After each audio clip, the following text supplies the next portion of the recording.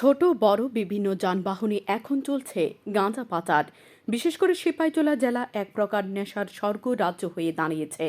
রবিবার বিশালগড় থানার পুলিশ ঘনিয়ামারা কাঁঠালিয়া বাড়ির রাস্তায় একটি অটো থেকে ৬৬ কেজি গাঁজা উদ্ধার করে। যদিও চালককে আটক করা যায়নি। বিশালগড় থানার ওসি রানা চ্যাটার্জি জানান, দূর থেকে পুলিশকে দেখতে পেয়ে চালক অটো ফেলে চলে যায়। পুলিশ গাঁজাগুলি উদ্ধার করে থানায় নিয়ে আসে। অটো চালক ও মালিকের নামে এনডিপিএস আইনি মামলা নেওয়া হয়েছে।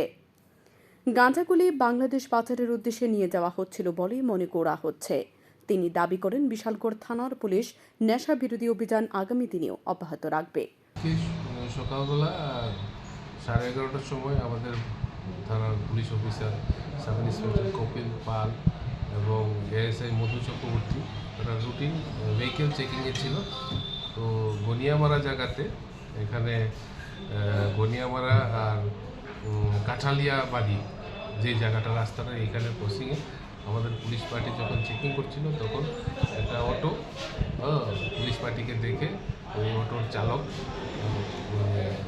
পালিয়ে যায়, কিন্তু অটোটা আমরা ধরতে সক্ষম হই। অটোটার নাম্বার হচ্ছে TR07A2649। সেই অটোটাকে তল্লাশি চালিয়ে এখান থেকে অনুমান 66 কেজি গাঁজা আমরা বরামদ করি এবং তা সিজ করে আমরা এটা এনডিপিএস অ্যাক্টে আমরা কেস দিচ্ছি। হ্যাঁ, তো অটোটা তো এমনি তো অটো তো TR07A2649, এটা আমাদের কাছে প্যাসেঞ্জার ছিল। না, দাঁড়ানো ছিল না। ড্রাইভার তো বললাম তো, পুলিশ পার্টি যখন চেকিং করছে একটা নির্দিষ্ট স্থানের দূরে থেকে তারা পুলিশ পার্টিকে দেখে ড্রাইভার পালিয়ে যেতে সক্ষম হয়, কিন্তু আমরা অটোটাকে আমরা সিজার করি নিয়ে আসি। তার গাড়ির মালিকের কোনো খোঁজখবর পাওয়া গেছে?